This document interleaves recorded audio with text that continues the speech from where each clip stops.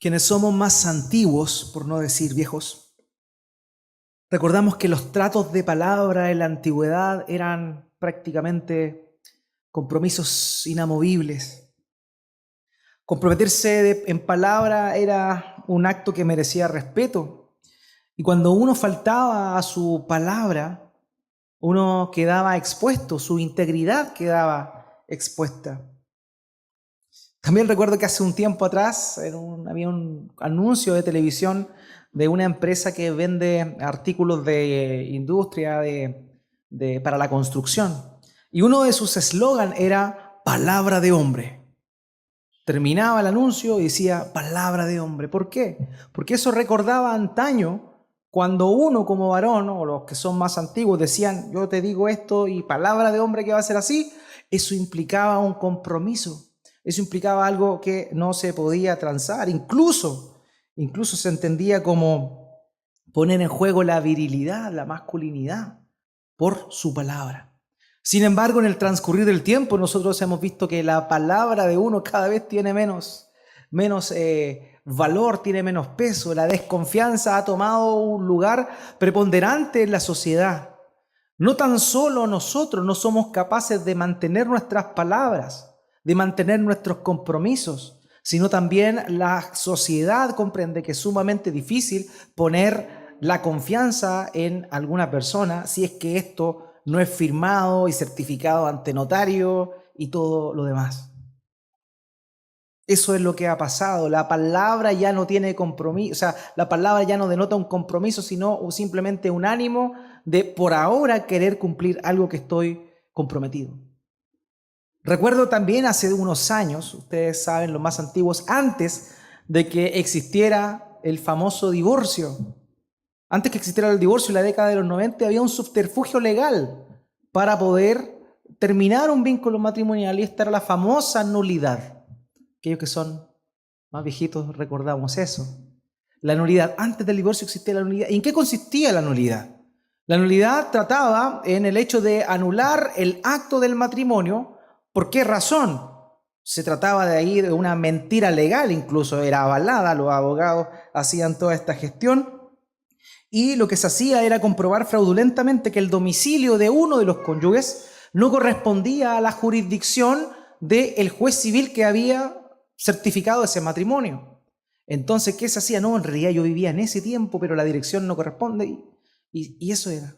O sea, vamos dando cuenta cómo de una sociedad que reconocía el compromiso de palabra pasó a una sociedad que incluso hasta lo más sagrado que era el matrimonio fue cayendo y fue tomándose cada vez menos valor y ese compromiso matrimonial se fue desbaratando, primero con la nulidad, luego con el divorcio, por causa de una mentira.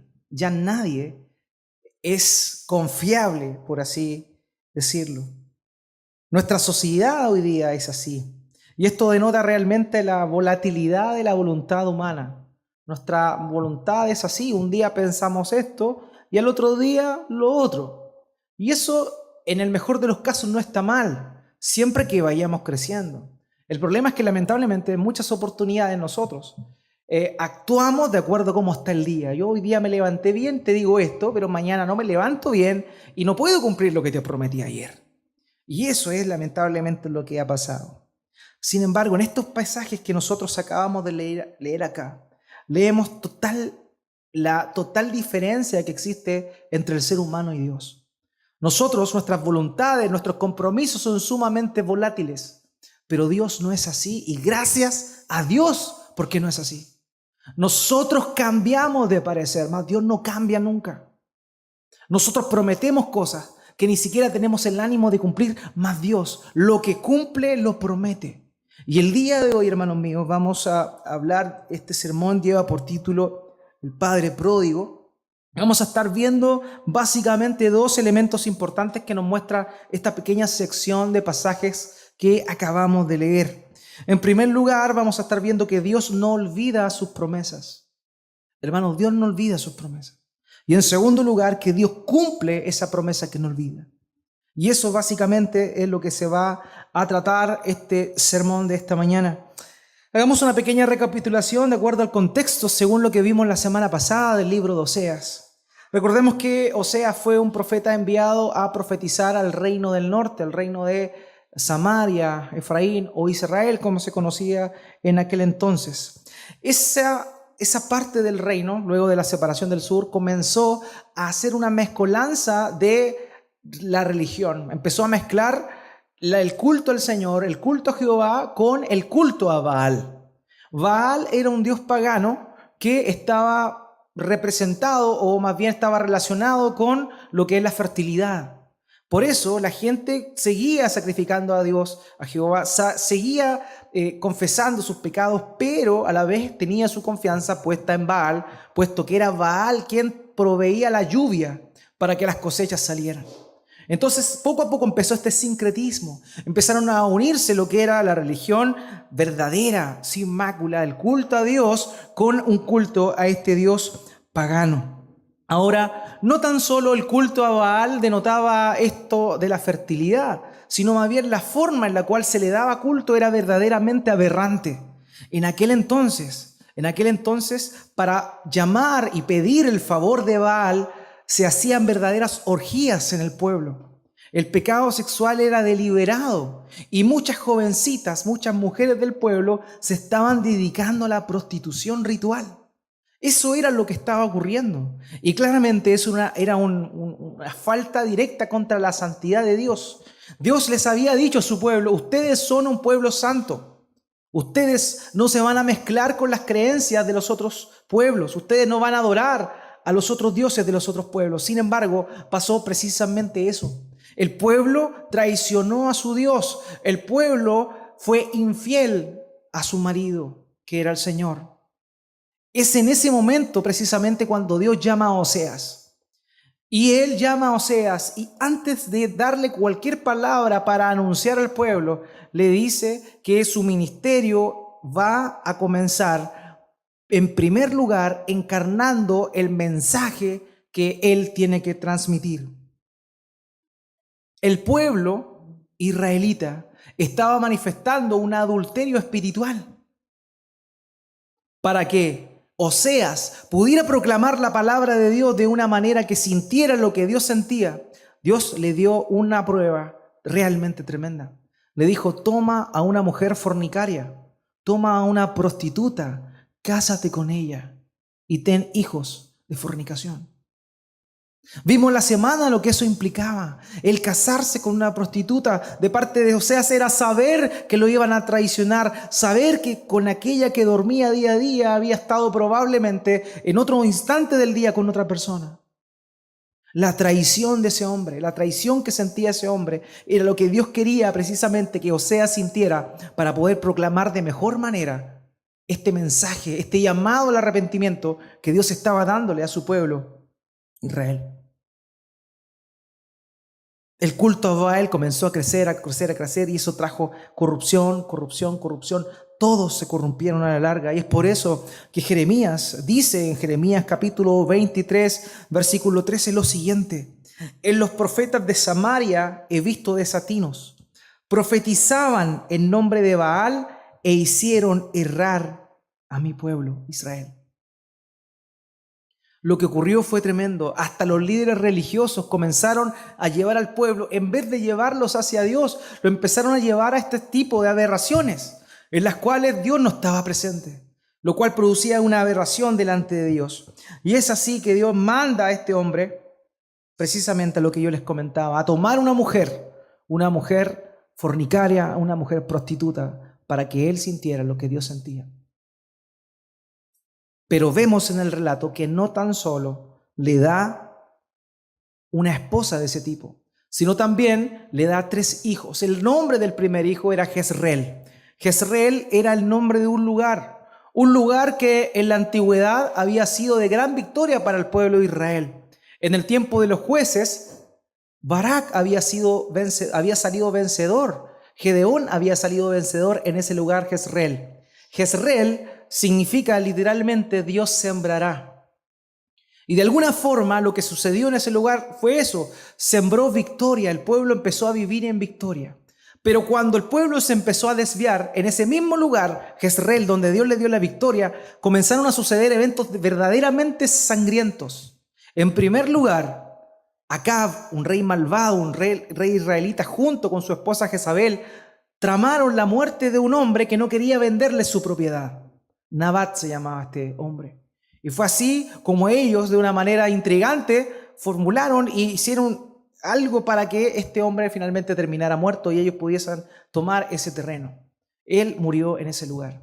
Posteriormente, Dios castigó de tal forma a Acab y a Jezabel, su esposa, que terminaron muriendo en el mismo lugar. Y en el caso de Jezabel, terminó siendo muerta, comida por perros. O sea, un lugar que era de victoria se transformó en un lugar que era de devastación, un lugar donde había derramamiento de sangre. Eso es lo que significa Jezreel también en otro sentido.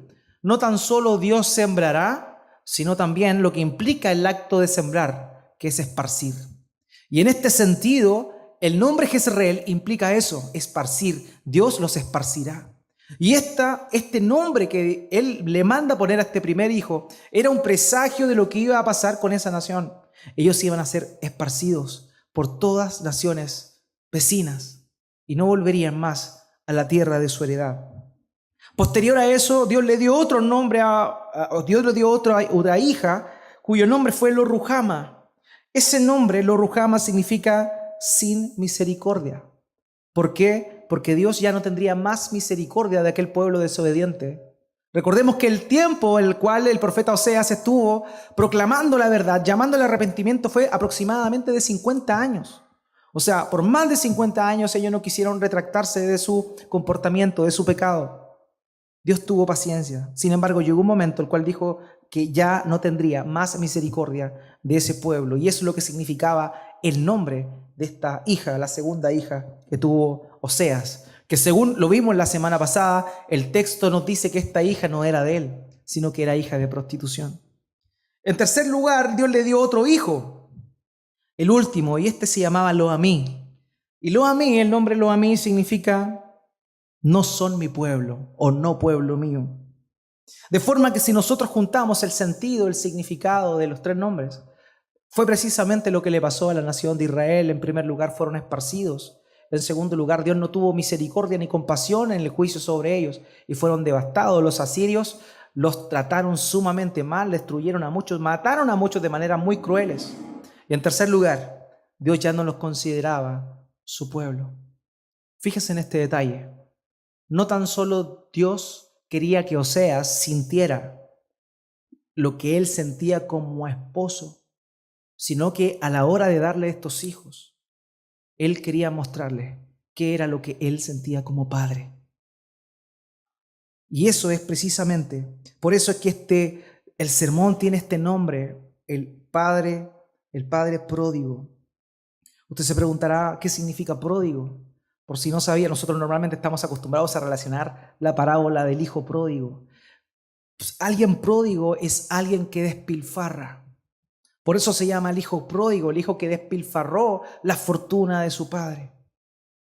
Pero nosotros vemos aquí a Dios como un padre pródigo, un padre que despilfarra gracia, que no importando la situación o el corazón desenfocado de su pueblo, Él aún así, una y otra vez, promete gracia, promete misericordia y despilfarra un derroche de amor, un derroche de misericordia y compasión que su pueblo no merecía. Eso es lo que nosotros vemos en estos versos, hermanos. El amor de Dios, la fidelidad de Dios. Y eso es precisamente lo que nos lleva a nuestro primer punto. Este pasaje nos muestra en el versículo 10 que Dios de ninguna manera olvida sus promesas. Acompáñenme por favor el versículo 10 con su vista en la lectura. Leámoslo nuevamente. Dice, con todo, será el número de los hijos de Israel como la arena del mar, que no se puede medir ni contar. Y en el lugar en donde les fue dicho, vosotros no sois pueblo mío, les será dicho, sois hijos del Dios viviente. Sois hijos del Dios viviente.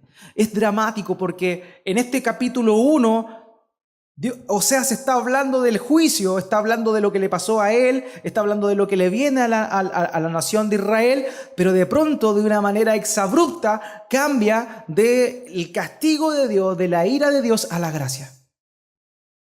A la gracia. Y de pronto vemos aquí esto, con todo, o sea, con todo lo demás, con la desobediencia del pueblo representada en la fornicación, en la prostitución de Gomer, la esposa de Oseas, con todo eso será el número de los hijos de Israel como la arena del mar.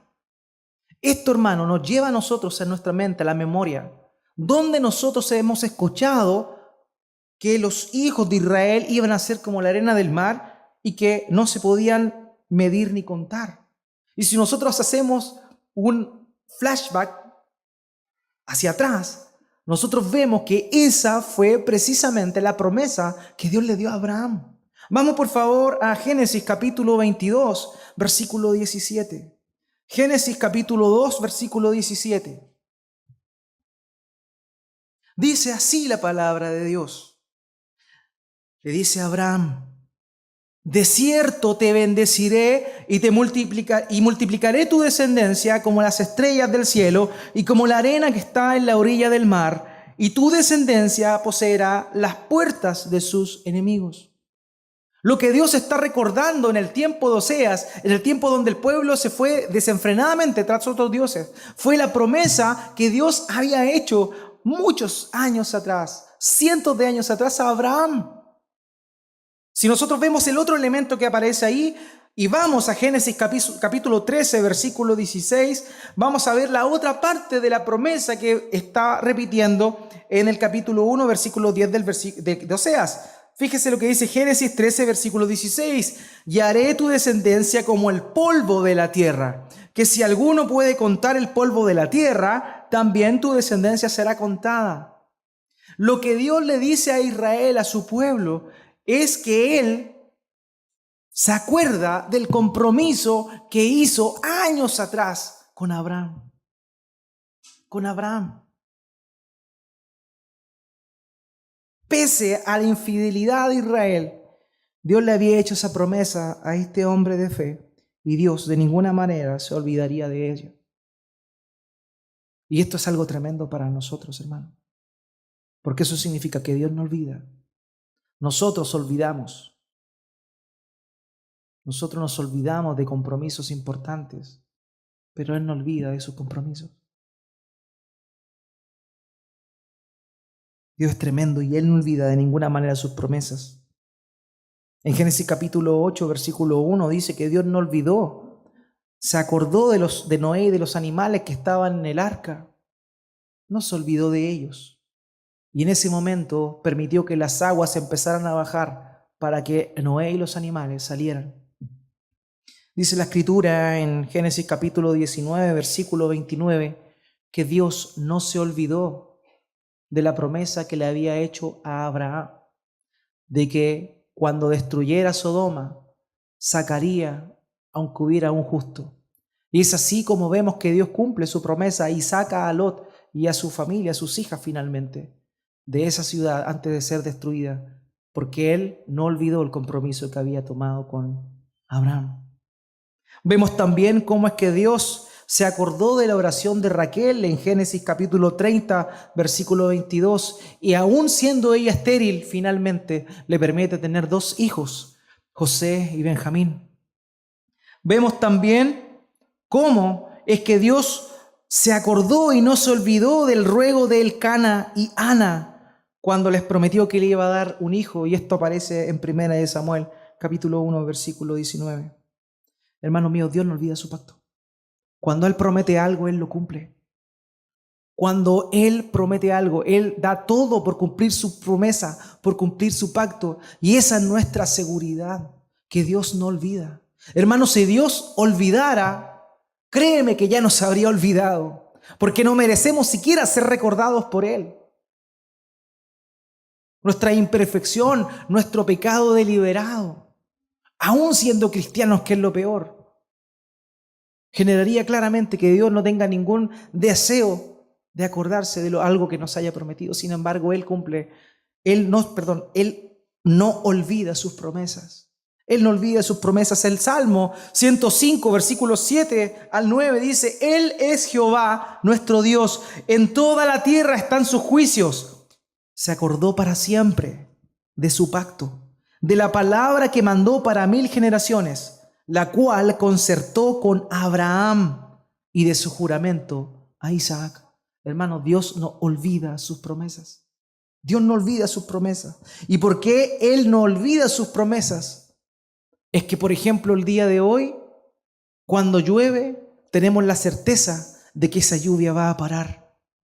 Porque Dios le prometió a Noé y le dijo en Génesis 9:15, y me acordaré del pacto mío que hay entre mí y vosotros y todo ser viviente de toda carne, y no habrá más diluvio de aguas para destruir toda carne. Es porque Dios cumple y recuerda sus promesas que nosotros tenemos certeza de que no vamos a morir inundados y que toda esta tierra va a ser tapada con agua. Porque Él se acuerda de sus promesas, Él se acuerda de lo que prometió. Y de la misma manera, pese a la infidelidad de su pueblo, Él cumpliría con su palabra. Hermanos, si tú has puesto la fe en Cristo, tienes que saber que no importando la situación en la cual le estés pasando, no importando si estás bien, no importando si estás mal, no importando si te sientes mal, estás enfermo, si estás sin trabajo, si estás en un cuadro de pecado que de verdad quieres dejar y no puedes y estás luchando, sabes una cosa: Dios no olvida sus promesas. Y eso a nosotros nos da una esperanza tremenda. Este pueblo no merecía, hermanos míos, ser considerados por Dios. Sin embargo, Él lo considera no por amor a ese pueblo como tal, sino el honor a su honra. Porque Él comprometió su palabra y por el hecho de haber comprometido su palabra, Él iba a recordarla.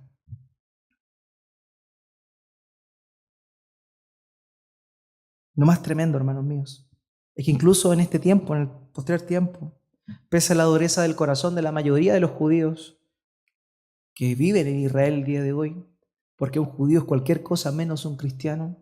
Judío ama su religión, pero no ama al Dios de la promesa, al Dios que dicen creer.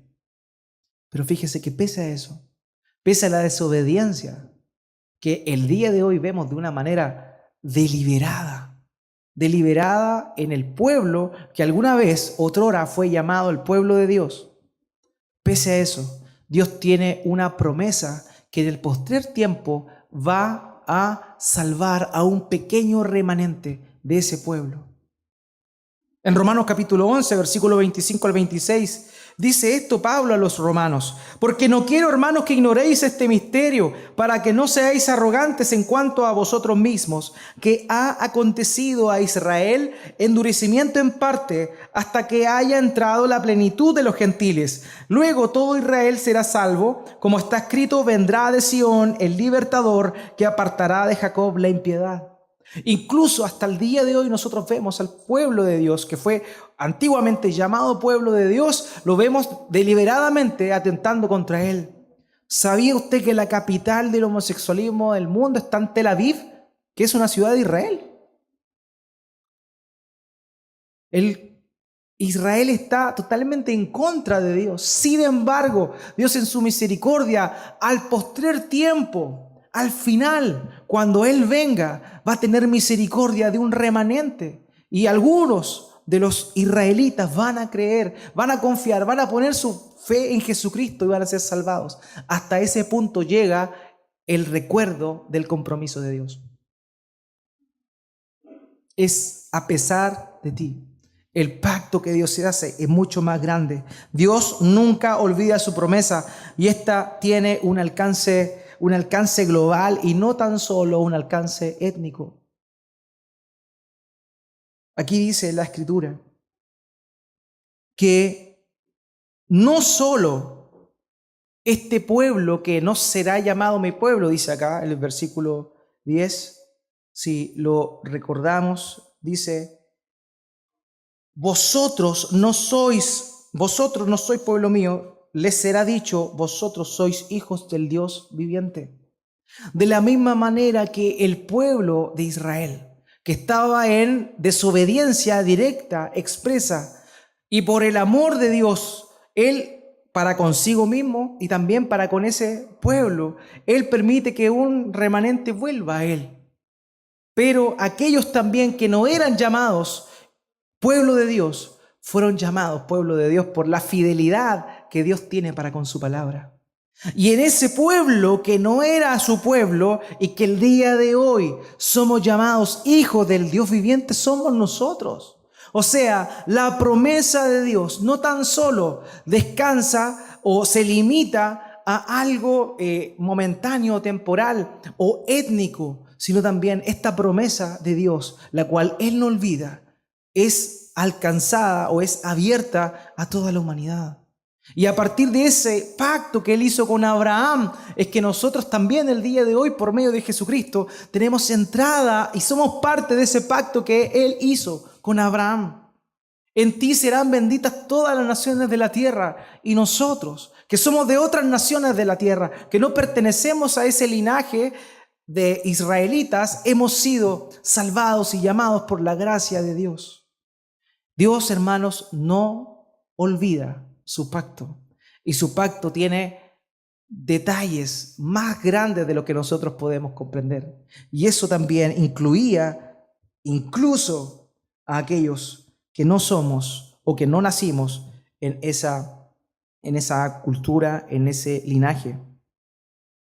En Romanos capítulo 9, versículo 25 dice, citando precisamente a Oseas, Pablo dice, como también en Oseas dice, llamaré pueblo mío al que no era mi pueblo y a la no amada, amada. Dios, por medio de recordar ese compromiso que hizo, de recordar ese pacto, a nosotros el día de hoy nos ha permitido ser también parte de ese cuerpo, ser parte de ese pacto. Y somos el pueblo de Dios. Primera de Pedro capítulo 2 versículo 10 dice, vosotros que en otro tiempo no erais pueblo, pero que ahora sois pueblo de Dios, que en otro tiempo no habíais alcanzado misericordia, pero ahora habéis alcanzado misericordia.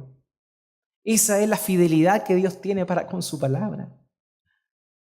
Él no olvida sus promesas, hermanos. Y esas promesas son extensivas, no tan solo a un pueblo desobediente, sino también a una humanidad desobediente.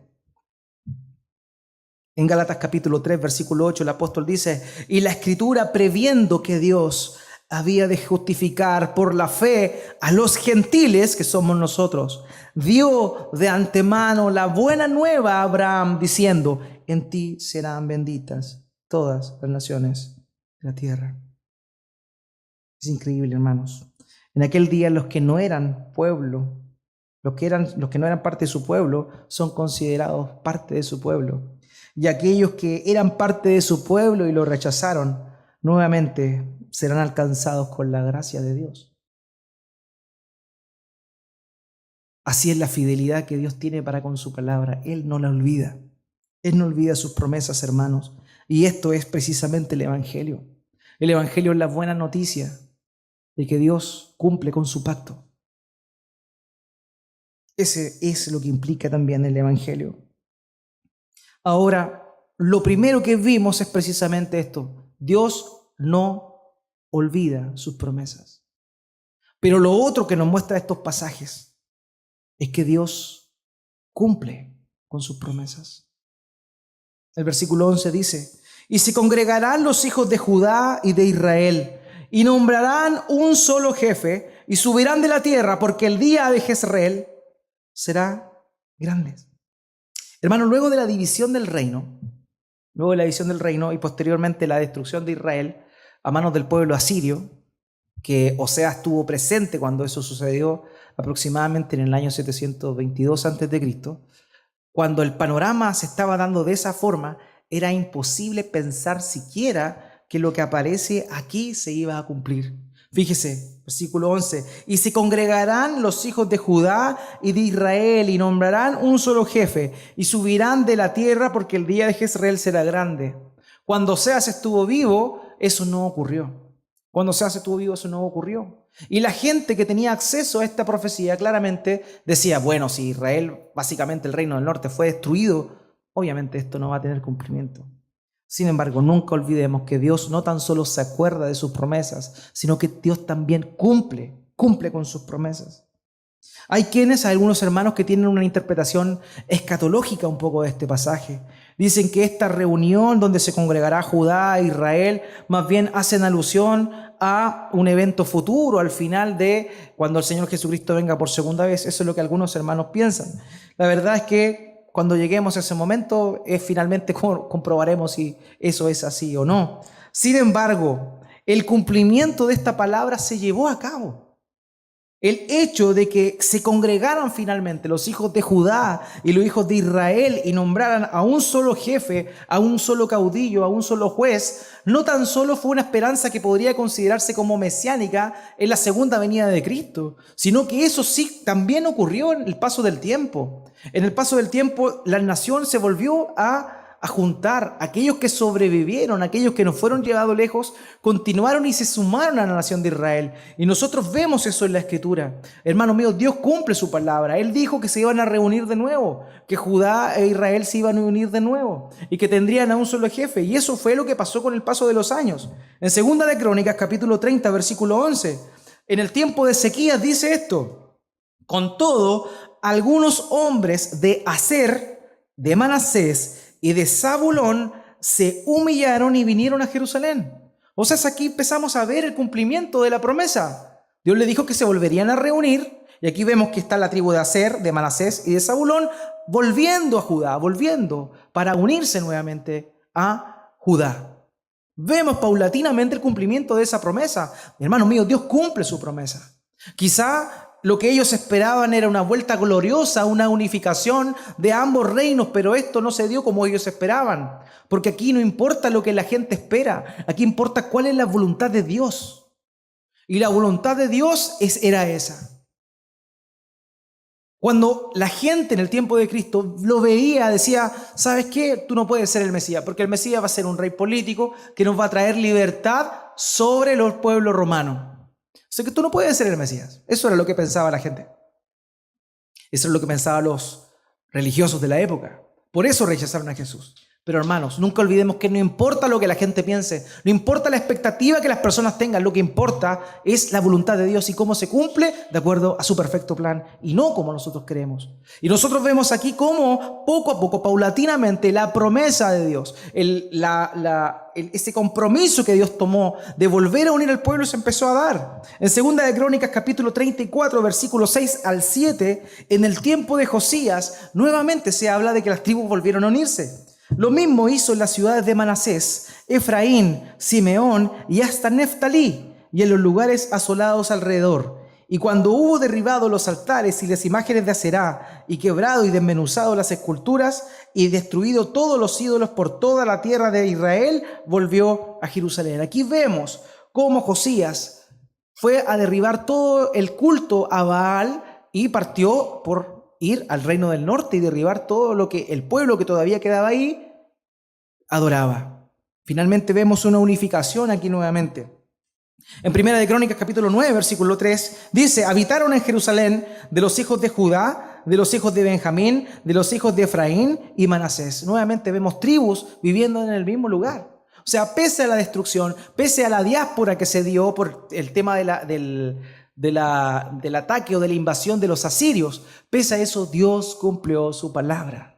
Hermanos, Dios cumple su palabra. A veces no como nosotros esperamos, pero Dios sí la cumple. Dios promete y lo que Dios promete, Él lo cumple. Lo vemos también en el tiempo cuando Esdras vuelve junto a Nehemías. En Esdras capítulo 8, versículo 35, se relata cómo cuando volvieron de la cautividad, Esdras manifestó y presentó sacrificios por todas las 12 tribus de Israel. En Esdras capítulo 8, versículo 35 dice: los hijos de la cautividad, los que habían venido del cautiverio, ofrecieron holocausto al Dios de Israel. 12 becerros por todo Israel. O sea, todo el pueblo unido. 96 carneros, 77 corderos y 12 machos cabríos por expiación, todo en holocausto a Jehová. Hermano mío, Dios cumple sus promesas. Dios es fiel. Dios es fiel. Y eso nos tiene que llenar de gozo a nosotros. Si Él dijo algo, Él lo va a cumplir. Porque Él no cambia, Él es inmutable, pero Él es fiel a su pacto. Él es fiel a su promesa. En Génesis capítulo 8, versículo 2, vemos cómo es que Él promete algo Y tú día a día ves el cumplimiento de esa promesa. Génesis capítulo 2, 8, 22 dice, mientras la tierra permanezca, no cesarán la sementera y la siega, el frío y el calor, el verano y el invierno, y el día y la noche. Día a día, tú puedes ver que esa promesa de Dios se cumple. Dios cumple sus promesas, pese al pecado de su pueblo, pese al pecado de su pueblo. Ahora bien, cuando nosotros vamos al capítulo 2, versículo 1, y dice que va a llamar a su pueblo, a mí, y va a llamarlo Ruhama, vemos cómo perfectamente este Dios, fiel a su pacto, fiel a su compromiso que había realizado, vuelve a cambiar su noción de su pueblo, por puro amor, por pura misericordia. Lo amé, el nombre del hijo que Dios le dijo a Oseas, significaba, no son pueblo mío. Pero aquí Dios está llamando a su pueblo a mí, que significa, son mi pueblo. También le llama Ruhama. El nombre de la hija de Oseas era Lo Ruhama, que significaba sin misericordia. Pero ahora Dios está llamando a ese pueblo infiel Ruhama. Eso quiere decir que tenían la compasión y la misericordia de Dios. Dios, por amor a sí mismo, perdona los pecados. Y es así que tú y yo esta mañana estamos aquí presentes y hemos sido consumidos por Dios. Porque Él, por cumplir su pacto, por amor a su nombre, Él cumple sus promesas y ha determinado darte gracia por medio de Jesucristo. Y es solamente por medio de nuestro Señor Jesucristo que nosotros tenemos ese acceso a esa misericordia, a esa bondad y al cumplimiento perfecto de Dios para con su fidelidad. Hermanos, Dios es fiel a sus promesas. Dios es fiel. Hay un hermano llamado Thomas Chisholm. Este hermano es el escritor de un himno conocido por muchos de ustedes, que se llama Oh tu fidelidad. Oh tu fidelidad, oh tu fidelidad, cada momento la veo en mí. Ese himno antiguo. Para los que no lo sabían, Thomas Chisholm, el escritor de este libro, de este himno, era un hombre sumamente pobre y vivió toda su vida pobre. Su esposa cayó gravemente enferma. Y un día un hermano se enteró de que la esposa de Thomas Chisholm estaba en esa condición y le envía dinero para que ella pueda tomar ese remedio, tomar ese medicamento. Este hombre pobre, al ver ese acto desinteresado de parte de este hermano, entra a su habitación y escribe las siguientes frases de otro himno que no es tan conocido, pero cuyas palabras verdaderamente nos muestran el corazón de alguien que comprende la fidelidad de Dios. Dice así, y cito, su bondad y misericordia aún me seguirán, estarán en mi camino hasta el día final. Tengo firme su promesa que no puede fallar, porque su misericordia por los siglos va a durar. No importa, hermanos, la situación que estés pasando. Tienes un Dios fiel. Tienes un Dios verdadero. De hecho, ese es el nombre que porta en la manifestación que aparece en Apocalipsis. Dice que su nombre es fiel y verdadero. Ese es nuestro Dios. Ese es el Señor Jesucristo que vino a entregarse por nosotros, que vino para ser fiel al pacto de gracia que Dios determinó desde antes de la fundación del mundo para con nosotros. Hermanos, Dios es fiel y pese a que nosotros seamos desobedientes y que merezcamos su castigo, si hemos confiado en Cristo, si estamos en Él es fiel y justo para perdonarnos, siendo hijos desobedientes incluso. La semana pasada hablamos del juicio de Dios. Dios es un Dios de juicio, es un Dios de ira. Dios es fuego consumidor, dice la Escritura. Pero el equilibrio perfecto lo vemos a la hora de que Oseas, luego de hablar de ese juicio consumidor de Dios, esa justicia perfecta de Dios, también habla de ese amor inefable, de ese amor que es para cumplir su propia palabra. Y ese amor nosotros hemos sido objeto. Arthur W. Pink dijo esto: hermanos, Dios es veraz. Su palabra de promesa es segura. En todas sus relaciones con su pueblo, Dios es fiel. En Él el hombre puede confiar. Nadie ha confiado jamás en Dios en vano. Este es el Padre pródigo del cual les estoy hablando, hermanos. Un Padre que ama de tal manera que no considera despilfarrar gracia, despilfarrar bondad para gente que muchas veces, como tú y yo, no lo merecemos. Sin embargo, Él la tiene. Ese es nuestro Padre. Ese es nuestro Padre. Si tú quizás estás aquí y verdaderamente eres un asistente a la iglesia y nunca has considerado verdaderamente el mensaje de Cristo, déjame decirte que este Dios de justicia también es un Dios de amor. Es un Dios que por amor a sí mismo otorga eterna salvación. Te ruego que corras a sus brazos. Corre a los brazos de la salvación. Aún es tiempo. El escritor de Hebreos dice, citando a Salmo: si oyereis hoy su voz, no endurezcas tu corazón como en el día de la provocación. Si hoy estás oyendo la voz de Dios, no endurezcas tu corazón y recibe esa gracia, recibe esa bondad, recibe este acto tremendo de amor que viene de la fidelidad de Dios para con su pacto.